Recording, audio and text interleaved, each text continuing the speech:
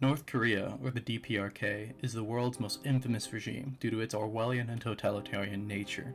North Korea controls their citizens' minds, bodies, and lives in unimaginable ways. The Kim regime has strict control over the media that citizens both consume and can share online. However, a recent TikTok account has popped up that seems to be a legitimate look into the daily lives of North Korean soldiers. I'm not going to bother trying to pronounce the account name, but here it is if you're curious. It has 5 videos, thousands of followers, and millions of views due to how fascinating yet terrifying it is to take a glimpse into the world's most secretive and oppressive regime. The first thing to note about this account is that the bio is written in Korean, but when translated it reads a name, Park Hyeon-ok. This is most likely the name of the poster and owner of this account. When you look at the videos, they're very low quality, but you can get a good idea of what's going on. In the first video posted by Park, it appears to be inside some kind of bedroom in a home. It's a small bedroom with a framed photo of one of the Kims, peeling paint off the walls, and an old TV with a newscaster talking about public enthusiasm and reaching production targets. Standard communist regime propaganda.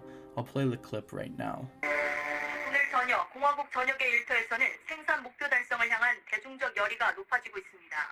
당의 As you saw in the video, there are more details that I didn't mention previously. First, it's taken at night, since the window leading outside is dark, and there's a small coffee table with a teapot and bowls, along with some kind of paper. Maybe it's a notebook or a newspaper. The caption in the video reads, "The signal finally came on." It's hard to infer what this means, but most likely it refers to his phone signal, allowing the man to record and upload his video onto TikTok. How he managed to download TikTok and surpass the DPRK's internet censorship? I genuinely have no clue. The next video, Park is recording soldiers at night with a bright light shining on them. They are shouting as they walk past a wire fence. The caption this time reads, "Beyond that boundary, they are not like us." I'm going to make a safe assumption that he's referring to the DMZ, the demilitarized zone that covers the border between North and South Korea. I'll play the clip now.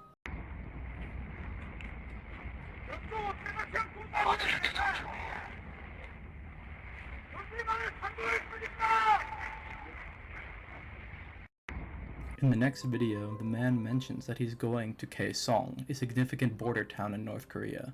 This video has the caption, "Backed into Kaesong," as soldiers ride past the sign written in Korean in a train. I'll play the clip now. 바람이 좀 세네.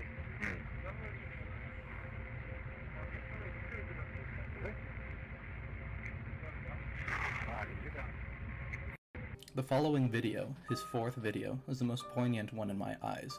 First, it starts with the caption, "Arriving in Kaesong, sunny morning." However, what makes this video significant is that Park is directly recording other North Korean soldiers behind a wire fence. A few seconds later, the camera pans and shows Park's face, looking directly into the camera, before he drops his phone and turns off the recording.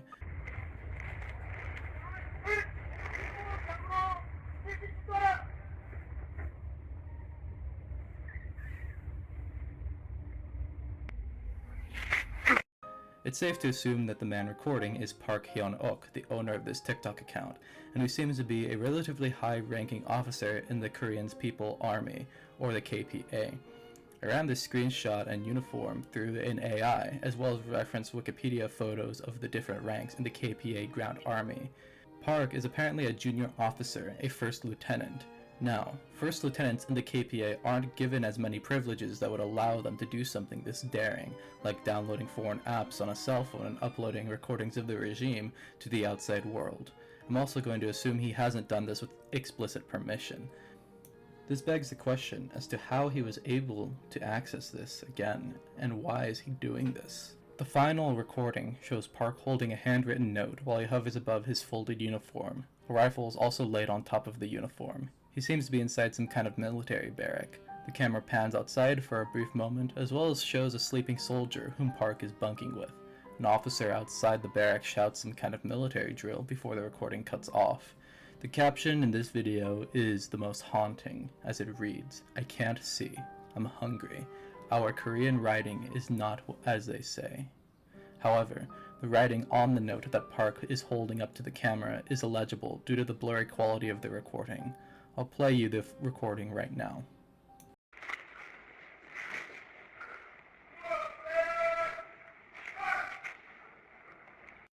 Overall, this is a pretty strange TikTok account, all things considered. I've tried scouring the internet, reverse image searching locations like the wired fences, as well as Park's face, but nothing really came up, other than links to this TikTok account. In the final video with the note in uniform, you can see that the badges on his collar are red, and due to the low quality of the photo, Google must have assumed that it was something else, which led to disturbing results. Nothing that I can or would want to show here on YouTube. I then tried to take some photos and reverse image search them using a geolocator AI. I used this site, which I'll show on screen, that gave me precise coordinates of where the videos could have taken place. I did tell the AI that these were most likely taken in Kaesong, and the AI reported back a handful of coordinates within the Kaesong area as possible locations. I then checked the coordinates, which led to a railway line in the outskirts of Kaesong in a flat, desert-like valley, matching up with the environment in the photo with the sign. I then tried reverse image searching Park's face through facial recognition software, but nothing significant came up. Overall, it's hard to say with certainty that this account by Park Hyeon-ok is legitimate. However, there isn't enough information to necessarily deny that it's authentic, and more evidence in favor of proving its authenticity. I want to say with about 70% certainty that this is indeed an authentic first-hand account of North Korean life as a first lieutenant of the KPA, whose name is presumably Park Hyeon-ok. However, the remaining 30% suspicion is healthy enough for me to question the validity and keep an open mind on this unraveling story. I myself am just a college student, studying computer science and cybersecurity, so I'm no investigative or political expert. I just thought that the story was genuinely fascinating to tell. Thank you for watching, and I'll see you later.